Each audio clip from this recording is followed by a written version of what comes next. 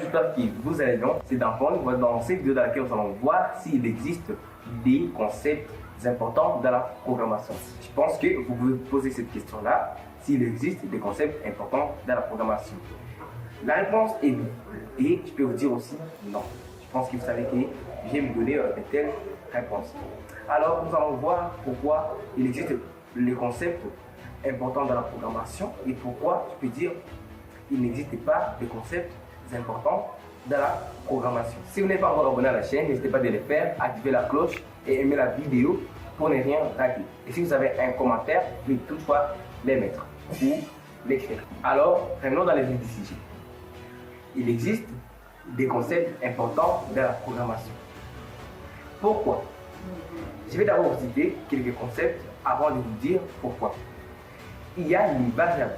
Je pense que quelques développeurs peuvent négliger des variables, mais surtout les débutants, parce qu'ils pensent seulement qu'une variable se va mettre le nom de la variable est égal et nous allons mettre la valeur.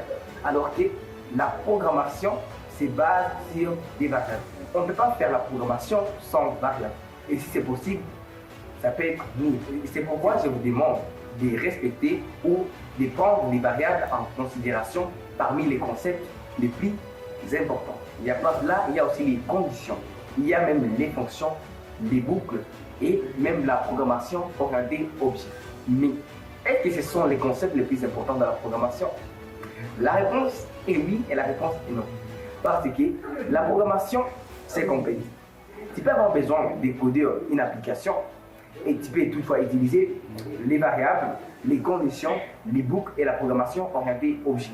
Mais c'est pourtant que vous ne maîtrisez pas les tableaux ou les listes dans Python, dictionnaire, on peut dire. Il y a des choses que vous ne pouvez pas faire alors que tu peux coder. Donc, tu es capable de créer quelque chose dans la programmation.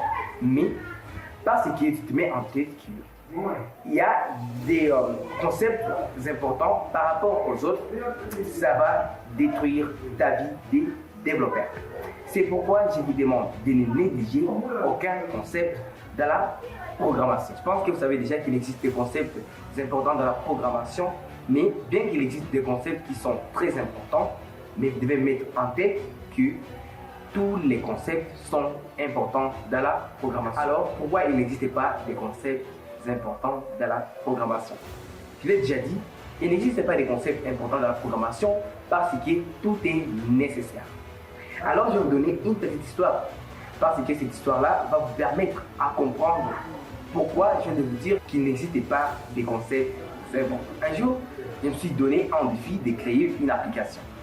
Alors, l'application-là devrait utiliser vraiment beaucoup de concepts.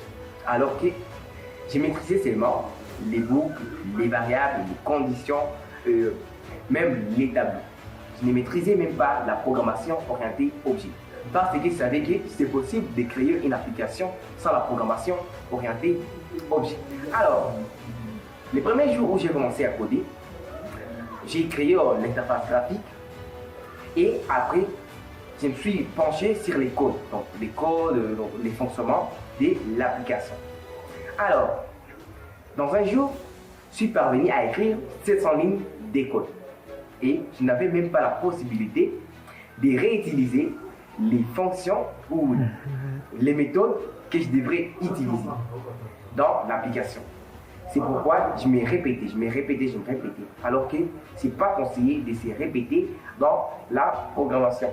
Parce que je ne savais pas encore l'importance de la programmation orientée objet et parce que j'avais négligé ces concepts. C'est pourquoi je vous demande de ne pas négliger aucun concept parmi tous les concepts que vous verrez dans votre cours ou dans votre formation. Parce que demain ou après-demain, ça peut vous servir à beaucoup de choses. Et même une petite fonction, parce qu'il existe des fonctions, on peut dire, et saute cette fonction. Cette fonction-là peut permettre à faire énormément de choses. C'est pour ça que vous êtes en train de suivre une formation. Dans cette formation, on vous apprend, il y a une fonction qui permet à mettre les premières lettres en majuscule dans un nom ou dans une phrase. Ça peut être ton patron ou quelqu'un d'autre qui te demande, crée-moi une application qui va gérer les utilisateurs. Alors tout d'un coup, quand l'application sera déjà terminée ou quand l'application sera déjà finalisée, on entre sur votre site web ou sur votre application et on va taper les noms. Par exemple, je vais mettre d'un compte, quand on me demande les noms dans les formulaires, je vais mettre d'un compte en minuscule. Alors, les codes, comme ils n'utilisent pas la fonction qui sert à mettre les premières lettres en majuscule dans un nom ou dans une phrase, ça va être petit. Alors que vous savez qu'un nom doit toujours commencer par une lettre majuscule. Vous voyez que c'est une petite fonction, mais ça fait énormément des choses. C'était seulement un petit exemple. Je pense que les conseils que je vous ai donnés vont vous servir demain ou après-demain. Encore, je le répète, ne négligez aucun concept dans la programmation.